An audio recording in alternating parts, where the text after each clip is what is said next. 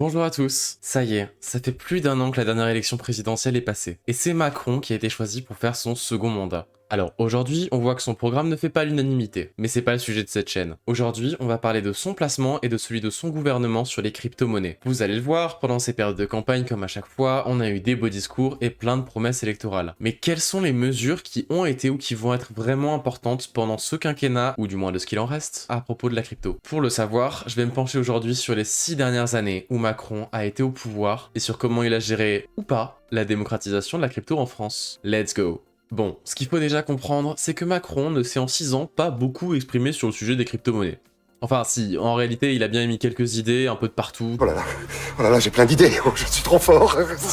Quelques projets, mais globalement rien de concret. On verra qu'on connaît ses points de vue, mais ça part un peu dans tous les sens, on n'a pas vraiment de programme. C'est plutôt les membres de son gouvernement qui ont pris la parole de façon sérieuse. Je vais pas parler de tout ce qui a été dit par tout le monde, parce que sinon j'y suis encore demain, donc on va essayer de se focus sur les points les plus intéressants. Dès 2017, il évoquait déjà son envie de développer des blockchains privées pour les organismes financiers, c'est-à-dire des blockchains qui n'ont pour avantage que de rendre les transactions plus rapides et sécurisées, en tout cas en théorie, en perdant tout anonymat, tout aspect décentralisé puisqu'elles seront complètement contrôlées. Attends, tu vas me manipuler là? Finalement, tous les avantages de liberté financière qu'offre la technologie blockchain dans la sphère crypto. Ça rejoint un peu le concept des MNBC d'ailleurs. Une MNBC, ou monnaie numérique de banque centrale, c'est un concept, notamment mis en avant par la Banque de France. Et c'est un peu le double maléfique d'un stablecoin, tu vois. C'est une sorte de crypto indexée sur une monnaie fiduciaire et complètement manipulée par une banque centrale. Ouais, ça sert à rien. Enfin, ça peut servir, mais on peut pas vraiment se projeter encore sur ce qu'ils vont en faire. Bref, cet intérêt est un peu révélateur d'une autorité financière et d'un gouvernement qui, en plus de pas vraiment comprendre l'engouement que les gens ont pour la technologie blockchain, Je comprends rien.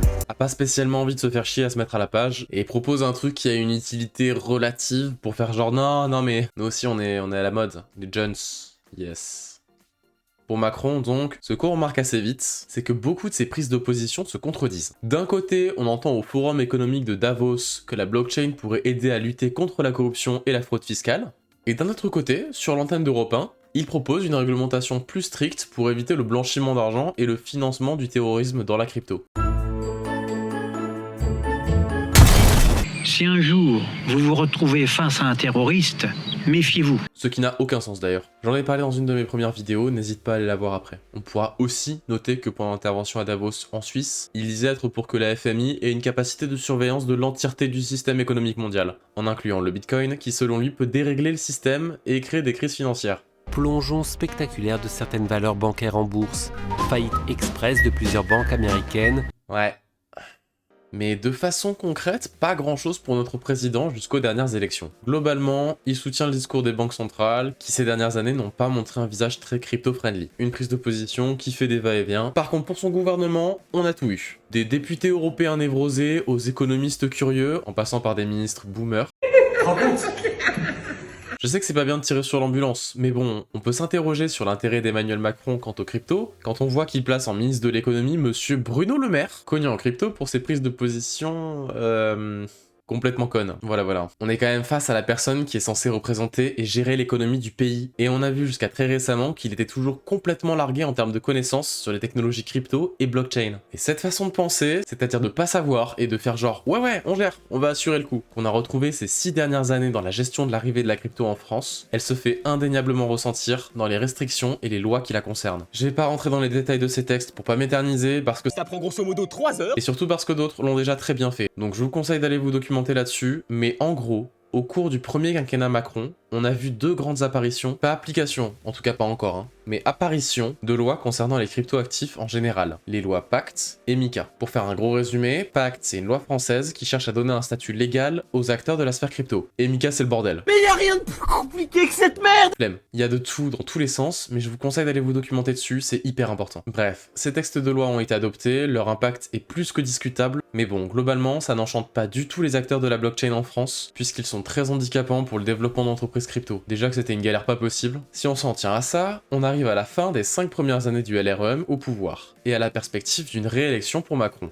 Et là, étrangement, notre président nous a préparé une petite surprise pour son programme. La possible création d'un métaverse européen Vous n'êtes pas sans savoir que les métaverses ont littéralement explosé après que Facebook s'est renommé Meta et qu'ils aient réorienté toutes leurs activités vers ce domaine. Ça a eu pour effet de montrer aux yeux du grand public une technologie qui va révolutionner nos vies. Donc, pour surfer sur la fame, pour se positionner sur le sujet, le président sortant nous avait annoncé qu'il envisageait de créer un grand métaverse européen pour permettre aux acteurs du domaine de se développer en Europe. Bon, déjà, c'est pas super clair. Je suis amer parce que je comprends pas. On n'a pas eu de précision sur l'utilité d'un métaverse géant. Enfin, on a quand même la fierté d'être un des pays piliers du métaverse. Donc, explique-moi quel est l'intérêt pour un président qui en plus prend l'indépendance et l'autosuffisance de la France, de faire un métaverse européen pour aider les entreprises européennes, alors qu'en même temps, les lois françaises qu'il a mis en place sont tellement restrictives que le pays est en train de perdre sa place de pays réellement impactant sur le marché crypto. Ouais. En espérant que je sois mauvaise langue, pour l'instant ça ressemble beaucoup plus à un coup de com' déplacé et infondé. Faut que ça biche quand même, l'image c'est important. Maintenant, rentrons dans le vif du sujet. Comment Macron aborde-t-il ce nouveau mandat à propos des cryptos? À quoi ressemble son ministère et à quoi on peut s'attendre? Déjà, soyez rassurés, il a prouvé pour ceux qui ont voté pour lui, en relançant le sujet du métaverse à la veille des élections de 2022, qu'il éprouve un fort intérêt au domaine. Et il a donc mis en place un gouvernement et un programme de développement lié au techno-blockchain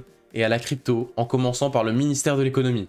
Non, je déconne. MDR, qu'est-ce qu'on se marre? Mais merde, même Elisabeth Borne, dès son arrivée sur le devant de la scène, déclare que les cryptoactifs ne sont pas des monnaies, car c'est un actif spéculatif, par rapport à une monnaie. Puisque c'est vrai que l'euro ne varie jamais, l'inflation c'est un concept chinois, c'est bien connu. Super, on sent qu'il s'est encore fait une belle team de winners. C'est un peu triste à dire, mais sur beaucoup de points importants, on a finalement peu d'annonces, et beaucoup de retraits de nos dirigeants, qui ne laissent pas entrevoir grand chose de prometteur pour la France concernant la crypto.